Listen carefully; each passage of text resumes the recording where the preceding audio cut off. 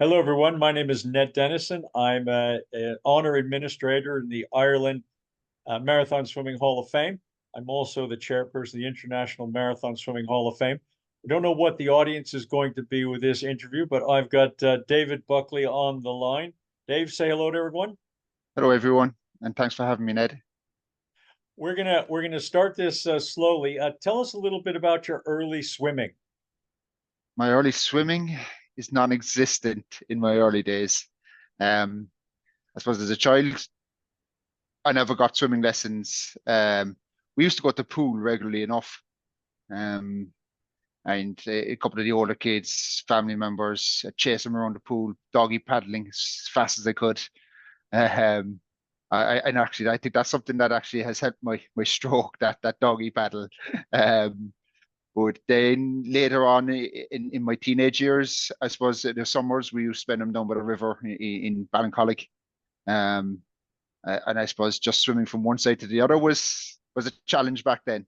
And that's probably the extent of my early swimming experience until 2019. Um, there was years of no swimming at all. I suppose in 2019 was when I first started swimming. I couldn't do 2 laps of a pool. Okay, so let me help people who are listening to this. Ballincollig is in County Cork, Ireland. It's in the River Lee, and up in Ballincollig, the River Lee is what maximum 150 meters wide, maximum. Off probably where we used to swim, maximum 50. And you can stand up in just about any of it. It's not Absolutely. particularly deep. Yeah. Fresh water above the city, so a little bit of agricultural runoff, but not a lot of domestic runoff up there. So when did you first swim 1 mile in the open water? First mile was in 2019. Um, so my wife was doing triathlons. And I suppose it was just going back to starting swimming was 2018. I decided to do something to keep fit. I had a number of years of inactivity, studying, renovating a house. I have quite a sedentary job anyway, where I sit down. So I was feeling I needed to do something, maybe a bit of a midlife crisis as well. Um, so I decided to take up swimming, and that was in December 2019. By say the summer, or sorry, that was December 2018. By summer 2009, I done my first mile open water in the Inniscar Reservoir. Wetsuit, non-wetsuit, water Oh, temperature?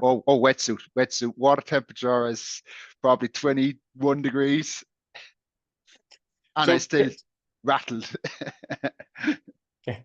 So take us through your progression of increasing distances. And did you have a goal of a long swim? Did you have a dream? How did you get from that first mile to recently completing the English Channel in traditional costume?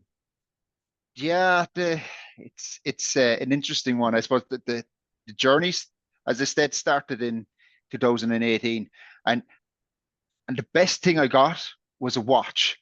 You mightn't think it, but I was challenging myself every time I went to the pool. I could see my pace, I could see my times. Um, and it was one of the biggest motivators. And my wife as well was, again, she was a great motivator. She was swimming all the time as well. And, she bought me a book, Total Immersion, and I was just very much interested in, I'm an engineer, so I was very much interested in the mechanics of swimming, and quickly started seeing some great kind of progress.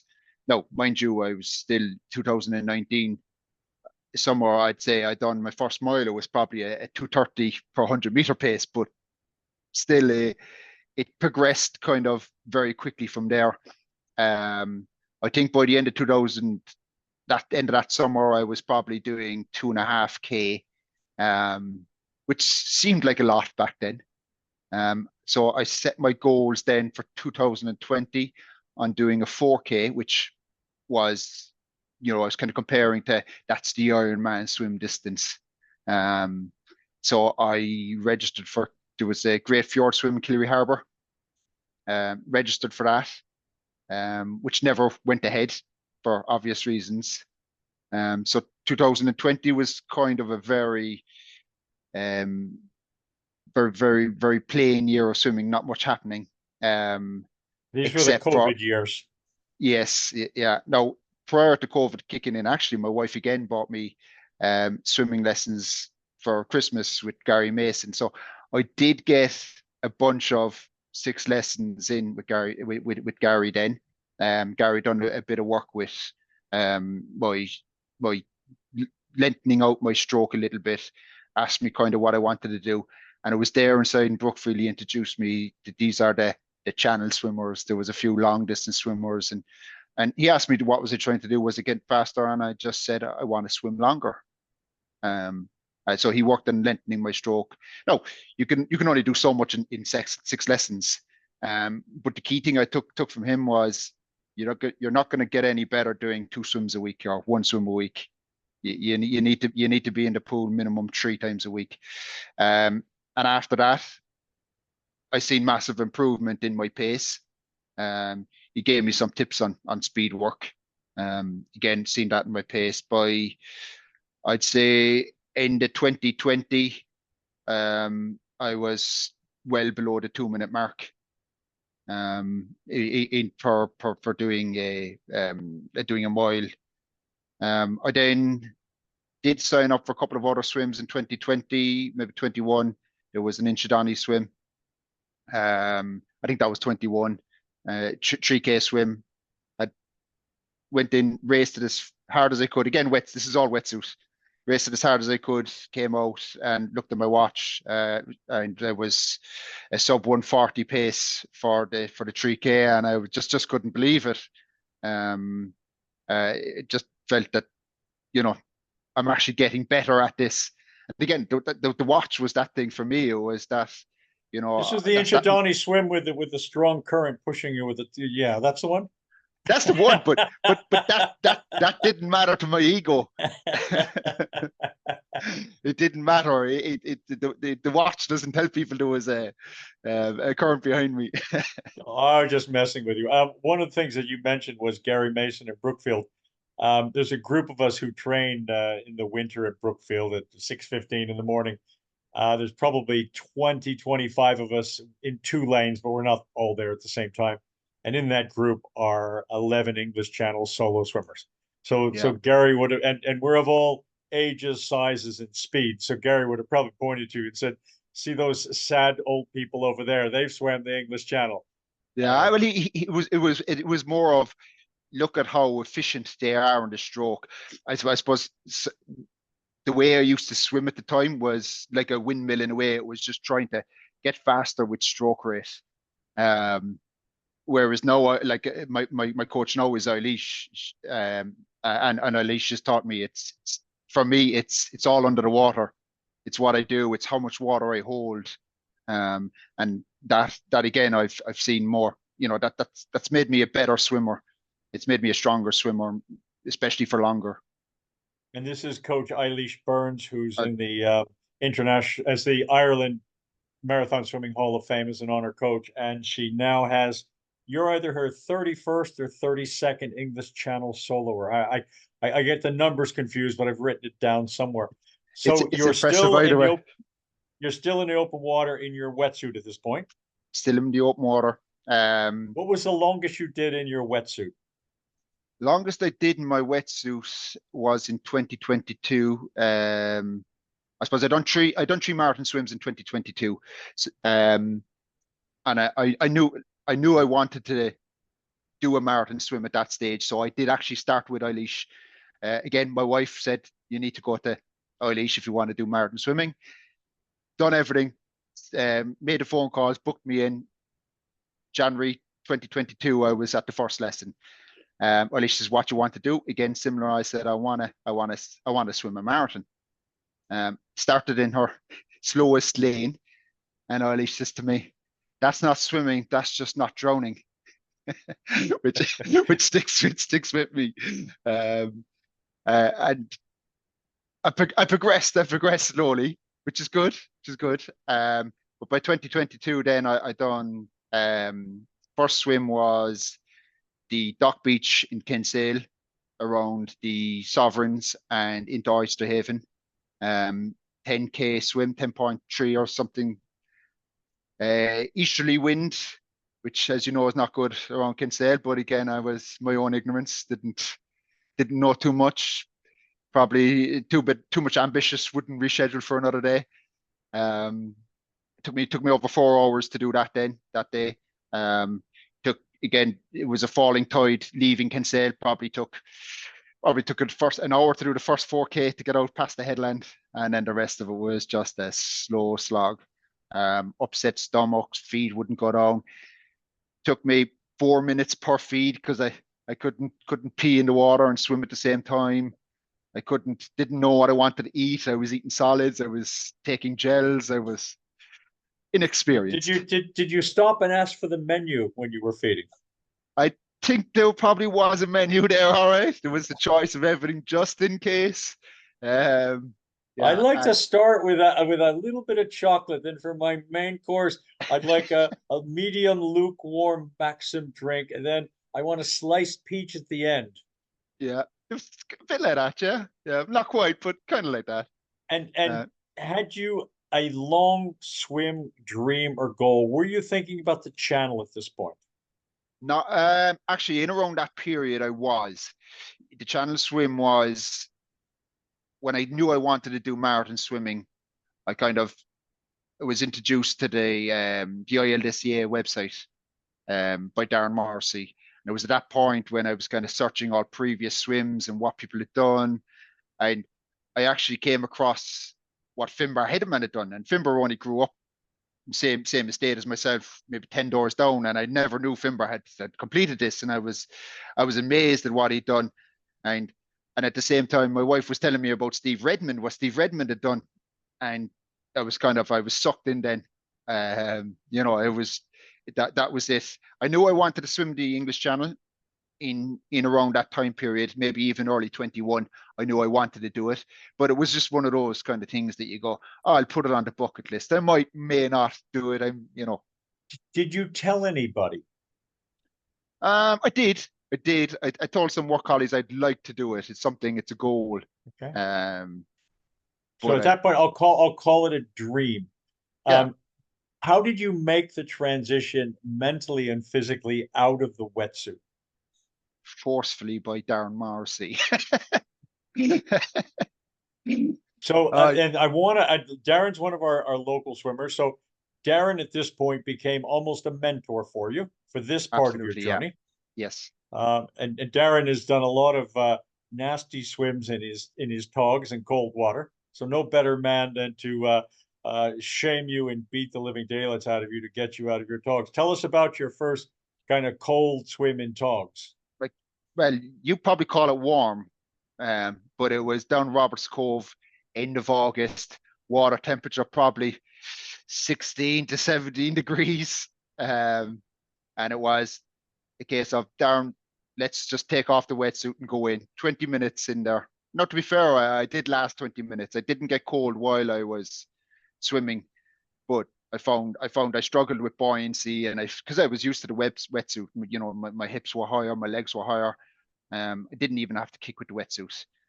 I found I struggled with buoyancy. But that struggling means I was working harder, generated a bit of heat. But when I got out within 5 minutes, that there was an after drop. I was shaking, rattling. I couldn't warm up. Um, Let's put Roberts Cove in perspective. It's a very protected small cove. It's very shallow. So if you're going to pick a place to experiment out of the wetsuit, probably one of the safer places in County Cork that you could do it. yeah. And then you continued to talk to Darren, which is probably a big mistake. And where did he have you go next? So I was mixing wetsuit in and no wetsuit throughout that period.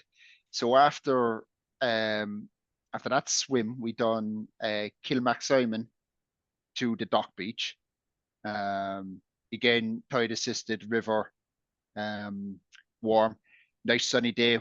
Water temperature probably up the river was 20 degrees. Um, went very fast. Uh, Again, I said it's assisted. It was probably under 3 hours to do it. The tide was, I think it was probably a spring tide. Again, not planned in any way, the tides, but it was fast moving tide. Um, Following that, then we moved on to Cork to Cove. Cork to Cove was get another wetsuit swim. So 16 kilometers down the river, hopefully with the outgoing tide. Yes, and it was to be fair, it was one of these ones again where I went, "Wow, that was quick." Um, it was 3 hours and just I was under 3 hours and 20 for the swim, which I thought was respectable at the time. And again, considering at this stage I was probably still about 4 minutes per feed, couldn't master the key bits of reducing it. Um, When did you take the English Channel dream and turn it into a goal? When did you book it? When did you pay? When did it solidify? And how and why? What was the so trigger? I was always worried about the cold. It was the cold, because at that point I wanted to do it, but I couldn't get over that mental block of how am I going to deal with the cold. So through 2020, that winter, I actually swam skins in Inniscarra, um, up until about December. Got very cold in January, February, and dark and work. I didn't swim those months, and I continued on. I didn't pick it back up again until maybe April. Um, I had talked to you, and you probably don't remember this. In 2022, I had 40th birthday party, and I my family were asking what's next, and I said, look, I actually had Gibraltar was on my card going. I'd actually love to do Gibraltar. It's warmer, something I could do in skins. I think I can manage it. Um, and an uncle of mine said, talk to Dermot Hurley. He has done that. He actually held the speed record. Um, So I gave Dermot a ring, sat down with Dermot, met him for a cup of tea, and he said, look, there's loads of other swims. You don't need to worry about the cold. There's Zurich and there's these other swims out there. He said, but before you do anything, talk to Ned. So he gave me your number and I talked to you. And again, you planted the seed of a couple of different swims. Again, Lake Zurich came up. Um, there was a few other swims in the UK, Windermere, etc. We discussed. So at that, I went straight from that call and I logged on and applied for Lake Zurich with no expectation of getting accepted. From what I understood, it was difficult. Um, but I got an email and I had a place. So 2023 was Lake Zurich, but not expecting to be accepted for that. I booked a swim in Spain again. It's the Ultra Ibre. It's a 30K swim down the Ebro River. So I wasn't expecting Zurich. So I said, look, I could do this one. Water temperatures, skins, I could do it. It's probably 26, 27 degrees. Um, I can manage that. Um, and I I worked away trying to get as much time in the water as I could here with in the Scar. I wasn't in the sea. It was pretty much all fresh water because I was thinking the water temperatures are going to be warmer. Lake Zurich is probably going to be 20 at the lowest. Um, so I was basing that off of in the Scar and I was looking for fresh water. Struggled a lot with trying to stay longer than an hour, even at 20 degrees. It took me a long time to feel that I was comfortable. And even when I was in Lake Zurich, there was a sense of panic still went through me. You know, should I have brought my wetsuit? Should I change the skins category? You know, um, just worrying. And my wife was screwing, and we settled on we'll go for hot feeds. you know, um, uh, and as it happens, Lake Zurich was cancelled. You 40 minutes into the swim, storm rolled in, everybody out of the water. Didn't get to finish it, and that was the right call. Um, the swim in Lake Zurich went, or the swim in the Ultra Ypres went very well. It swam brilliantly downstream. Last 2 or 3K is difficult. There's a number of bridges, and if you're sighting forward, those bridges seem to never ever come. plays a kind of a mind game with you, but fabulous swim. Love to do it again. And Lake Zurich is unfinished business, so that's another one David, that this is the reason we don't look up, because it never gets closer. yeah, I've learned that lesson. These are all of the lessons that you kind of have to learn yourself, I think. So when did you commit to the English Channel?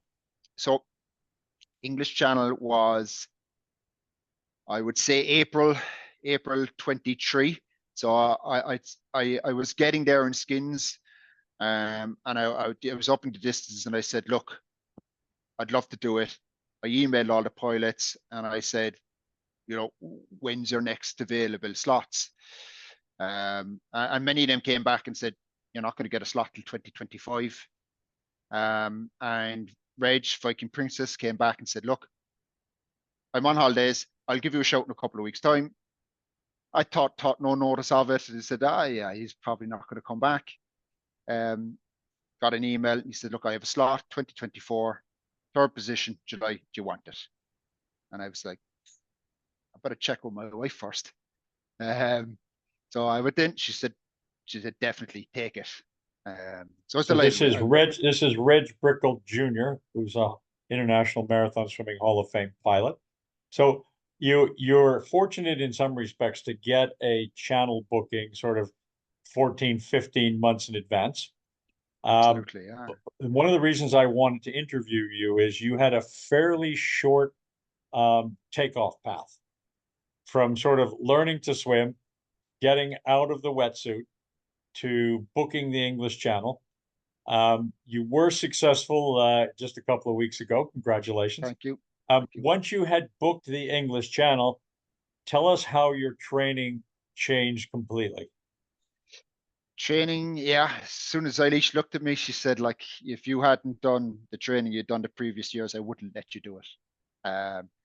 Straight in, I suppose we had a good base from the previous year. Probably doing Lake Zurich 25 to 30K a week was the base. That was probably even the max, actually. And straight in September, end of September into October, 35K every week, plus 2Ks, plus 10Ks, and a long pool session as well, 20K plus. And that was you were in a swimming pod with Brian and Paul. and Anthony and Jonathan. So there was five of us there, and to be fair, we had a great group. Eilish done really well in putting us together. Very And did you have one of these terrifying phone calls on the Sunday night where everybody did their 35K and you only did 33 and you felt smaller than small? I made that mistake. I said the first week, she says it's 35K, and I done 32 or 33. Just whatever happened. I've 4 kids as well, so I was meant to go swimming, but the kids' training was cancelled or something like that. I messaged her anyway, and this is yeah, 32. Fairly decent first week. Well, let me say she wasn't pleased. It wasn't a decent first week. It was told straight out, that's it. It's 35 is the minimum. Don't come back to me without 35 every week. So one of the things you did, and you may or may not realize it, is you bought into a coach and the coach's plan. And I'm guessing you just accepted, I'm going to do what Eilish says. And if I Absolutely. do what Eilish says, I'm going to have a real good chance of completing the English Channel. And she said that. That's exactly what she said. She said, I'm Yeah, but we coaching. don't all believe her. You did. Yeah. Yeah. I did. And I probably had the benefit of Anthony in the group. Anthony was a successful English Channel swimmer last year, a fabulous swimmer, and he was very generous with his time to us this year. That there's not many people who would say when you say I've got a 25K to do, will say I'll take 5 hours off work in the morning and I'll do the first 15K with you, and I'll lead it so you can draft as well. It's just, which I'm very grateful for. So one of the things that I would say to people is training alone is really hard. Absolutely. Training alone is really hard. It's one of the reasons I'm in that group with the 10, 12 English Channel swimmers in Brookfield in the morning. I come there and our competition is fierce. It's all positive. So you were in a group. You also had a coach. So it is possible to train absolutely alone with your own program.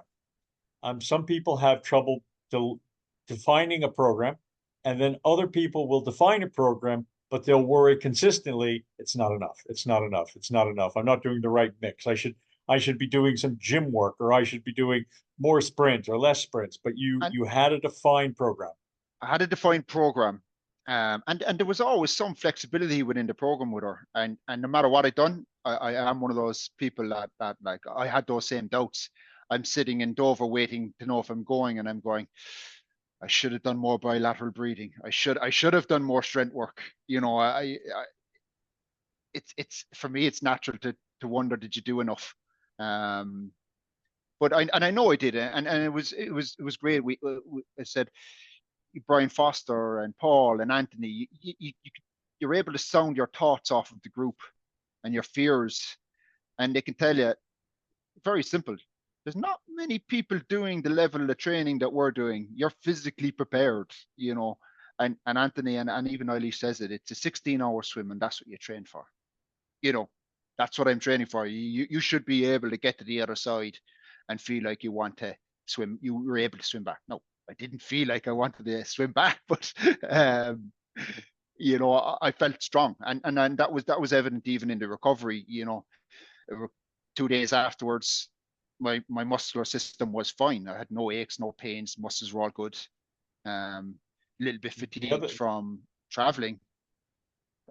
the other thing I would say is that you physically did the meters, but there's nothing as horrific as a 25K pool session in a 25 Absolutely, yeah. meter pool. And we do a lot of them in Cork in the winter because it's too cold to swim outside those kinds of distances. And I'm sure you had the same experience, which is, you got a couple people swimming with you, and maybe somebody's arriving after an hour, somebody's arriving after 2 hours. There's always somebody there driving you Yeah, on. It's yeah. real pressure for you to quit because your buddy Harry's arriving at the 3 hour mark. And if you get out of the water, Harry comes, he goes, "Where are you, Dave?" And we were very lucky. Like Paul DeWard and Brian Foster were also training at the same time, so we had the same schedules. We tried to sync them, so we were doing long swims together. Um, and as you said, that there's if you can do 28K in a pool, going up and down, up and down, up and down, that's a mental challenge. But even Eilish knows that that's a challenge, and she tries to up it a little bit. Um, she's like, I can recall one month she said, this month you have a 6 hour pool session to do non-stop. You have a 25K that you have to do in the month, and you have a 28K you have to do in the month. And these are all one pool sessions. And whatever happened, so we'd done the 6 hour, that was grand. The lads done their 25K, and sorry, the lads done the 28K, and I wasn't able to do it. And they were coming in the following week to do the 25K. So I said, look, I'll join them with the 25K, and then I'll do the 28K the week afterwards. I said it to Eilish. She says, no, we have to have them all done by this date. That's it. So I ended up, and I said, but that means I have to do a 28K on the Friday. I could take Saturday and Sunday off and go and do 25K on a Monday. She says, yeah, go do it.